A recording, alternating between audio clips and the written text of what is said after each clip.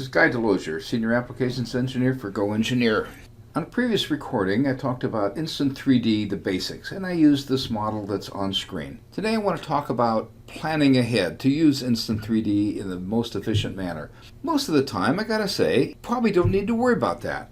Things like model here, basic machine features, things like that. Once where you want them, you can just change them or do whatever you want to do, make them bigger, make them smaller, change it to a cut if you want. There's a lot of things you can do without any planning or forethought ahead of time. One of the things that you might want to think about is if you're going to be moving this, then I've got to decide whether I want to keep or delete the relationships so that I can move stuff around and put it where I want to move it. Lots of times you don't want to do that. It's where you want it in the first place, and you're fine. Go to a different model here. Now, something like this, we need this planning ahead. For instance, this circular boss up here, if I select it, it's got some dimensions and things on it. It's got some height. If I select inside the holes here, I've got a hole pattern. Well, one of these is the feature. That's the boss feature that's driving this whole thing. And we can drive this 45-degree dimension here. If I just grab that and drag it, and we can just turn this around at any angle we want.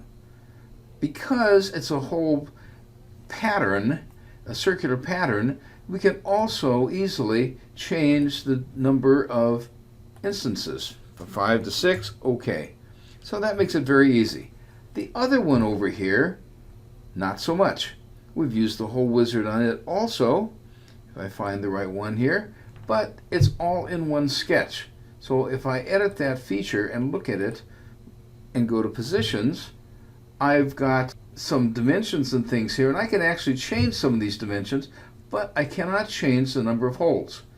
I've got a rectangle that's attached at the vertices to a circle that's concentric with the cylindrical boss. So I'm stuck with 4 holes. Changing the angle here is no problem. I can do that. I can grab this 135 and I can move it and change it to whatever angle.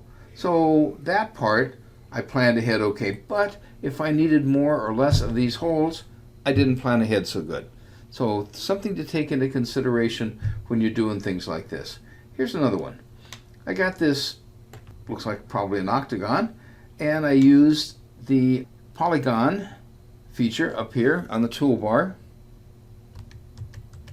And if I select this, I've got a dimension from the bottom edge to this bottom flat spot. And if I grab this and drag this, I can just clock this around to any place I want it to be.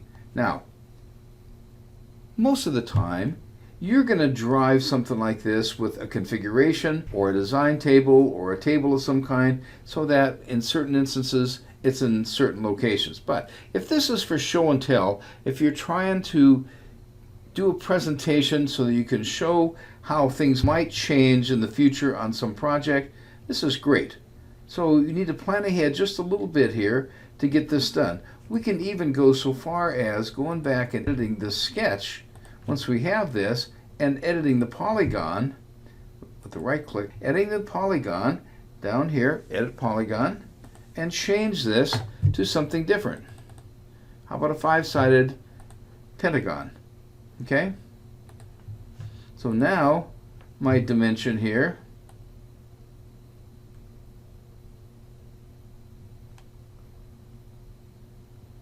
what do you want? How do you want it? Plan ahead so that Instant 3D works the way you want it to work. Another model here I've got this little rectangular cutout here. It's got that red face in the background just so I can pick it out easy. If I grab that, I've got a dimension on here. It says 90 degrees. Oh, okay. Well, what's this thing going to do? I mean, this is a rectangular piece and a rectangular cutout. What's going to happen if I grab this and drag it? Oh wait, look at this. It goes way over to this side and comes up closer here. What's going on there? Well, sometimes you need things to follow a particular path. So if I edit this feature and look at it, I've made an ellipse centered on the origin here. If I look at this thing straight on, the ellipse is centered on the origin. It's dimensioned so far from the major axes to the side here and from the minor axes to the side. And then I've hooked this rectangle. After I made this construction geometry, I hooked the rectangle to this with a point on the rectangle. So it just follows the path. No problem. Grab that, drag it where I want to, reset it, whatever I need to do, and I'm good to go. Plan ahead. It's a good thing. Guy Delozier, Senior Applications Engineer at GoEngineer. Have a great day.